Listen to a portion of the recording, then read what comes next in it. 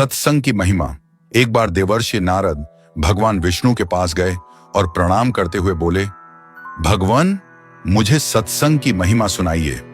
भगवान मुस्कुराते हुए बोले, नारद, तुम यहां से आगे जाओ, वहां इमली के पेड़ पर एक रंगीन प्राणी मिलेगा। वह सत्संग की महिमा जानता है, वही तुम्हें समझाएगा।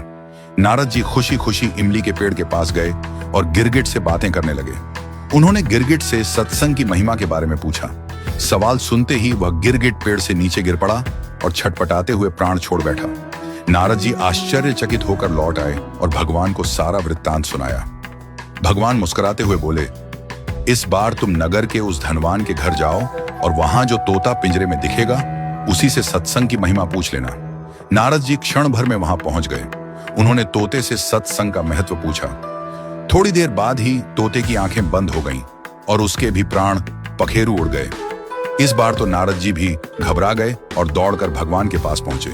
नारद जी ने कहा, भगवान, यह क्या लीला है? क्या सत्संग का नाम सुनकर मरना ही सत्संग की महिमा है? भगवान हंसते हुए बोले, यह बात भी तुम्हें जल्द ही समझ आ जाएगी। इस बार तुम नगर के राजा के महल में जाओ और उसके नवजात पुत्र से अपना प्रश्न पूछो। नारद जी थर थर कांपने लगे और बोले, अभी तक तो पक्षी ही अपने प्राण छोड़ रहे थे। इस बार यदि वह नवजात राजपुत्र मर गया तो राजा मुझे जीवित नहीं छोड़ेगा।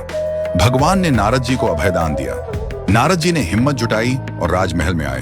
वहां उनका बड़ा सत्कार किया गया। अब तक राजा को कोई संतान नहीं थी, अतः पुत्र के जन्म पर बड़े आनंदोल्लास से उत्सव मनाया जा रहा था। नारद जी ने डरते डरते राजा से पुत्र के बारे में पूछा।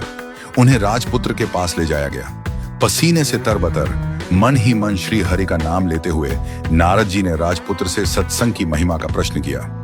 नवजात शिशु हंस पड़ा और बोला, महाराज, चंदन को अपनी सुगंध और अमृत को अपने माधुर्य का पता नहीं होता।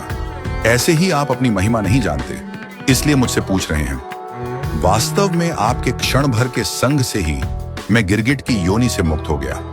आपके दर्शन मात्र से तोते की क्षुद्र योनि से मुक्त होकर इस मनुष्य जन्म को पा सका। आपके साथ थोड़े से समय के सत्संग से मेरी कितनी ही योनियां कट गईं और मैं सीधे मानव तन में ही नहीं पहुंचा, अपितु राजपुत्र भी बना। यह सत्संग का ही अद्भुत प्रभाव है। हे देव, अब मुझे आशीर्वाद दें कि मैं मनुष्य जन्म के परम लक्ष्य को पा सकूं।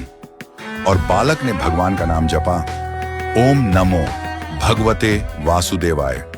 भगवान विष्णु दूर वैकुंठ में मुस्कुरा रहे थे। उनकी मुस्कान में यह संदेश छिपा था, जितना समय तुम भगवान और भक्तों की संगति में बिताओगे उतना ही जल्दी तुम्हारे भीतर का अंधकार मिटेगा। सत्संग वह प्रकाश है जो जीवन का मार्ग बदल देता है।